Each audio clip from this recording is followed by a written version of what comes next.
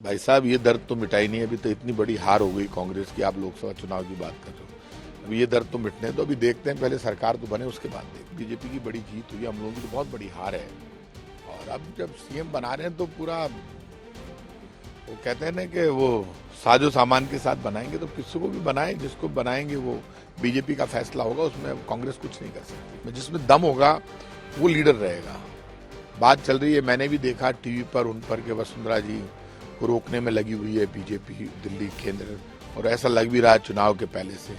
तो ये वसुंधरा जी के पास, मेरा मानना है कि ये यदि इस बार इनको रोक दिया गया तो फिर राजस्थान की राजनीति से वसुंधरा जी के युग का, मेरा मानना, बहुत दिक्कत आएगी। मेरा ये मानना है कि सरकार में जिसने भी गोगा मेडी जी के परिवार से जो समझौता किया, उस समझौते को सरकार को लागू करना चाहिए, और बीच में जो लोग थे उनको समझौता लागू करवाना चाहिए। बहुत बड़ी घटना थी, बड़ी शर्मनाक घटना थी, बड़ा पाप हुआ। इससे बड़ा पाप कुछ हो नहीं सकता।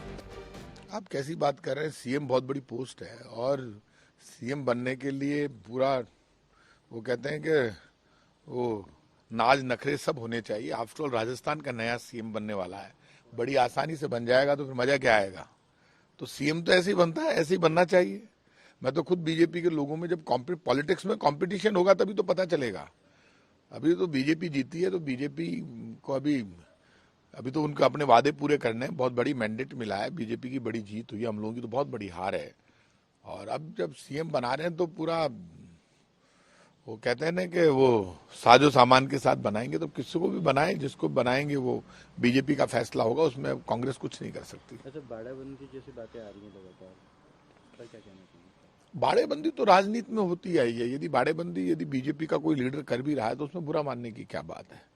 ये तो राजनीति कोई कमजोरी का काम नहीं है, जिंदा दिली का नाम है। जिसमें दम होगा वो लीडर रहेगा। बात चल रही है, मैंने भी देखा टीवी पर उन पर कि वसुंधरा जी को रोकने में लगी हुई है बीजेपी दिल्ली केंद्र, और ऐसा लग भी रहा है चुनाव के पहले से। तो ये वसुंधरा जी के पास, मेरा मानना है कि ये यदि इस बार इनको रोक दिया गया तो फिर राजस्थान की राजनीति से वसुंधरा जी के युग का, मेरा मानना, बहुत दिक्कत आएगी। क्योंकि वो वसुंधरा जी के पास एमएलए सबसे ज्यादा उनके पास है, जो मैं देख रहा हूं, मैंने जो देखा है माहौल उस हिसाब से। और फिर भी हो सकता है कोई भी बन जाए, वसुंधरा जी बन जाए या कोई और बन जाए।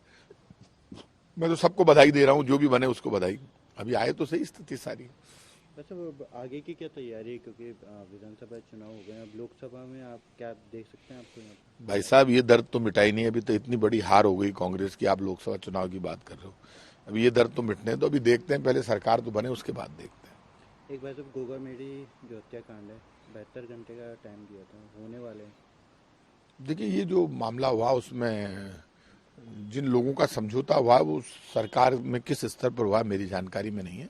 मेरा ये मानना है कि सरकार में जिसने भी गोगा मेडी जी के परिवार से जो समझौता किया, उस समझौते को सरकार को लागू करना चाहिए, और बीच में जो लोग थे उनको समझौता लागू करवाना चाहिए। बहुत बड़ी घटना थी, बड़ी शर्मनाक घटना थी, बड़ा पाप हुआ। इससे बड़ा पाप कुछ हो नहीं सकता कि घर में घुसकर और जिस तरह से इन कायरों ने एक व्यक्ति की हत्या की। तो ऐसे लोगों को सख्त सजा मिलनी चाहिए, और जो लोग बीच में थे, समझौता कराया, उनको उनके परिवार की पूरी व्यवस्था करनी चाहिए। जिन मुद्दों पर समझौता हुआ वो सहायता उनको मिलनी चाहिए। मैं ये उम्मीद करता हूं, और ये सरकार की मॉरल ड्यूटी है।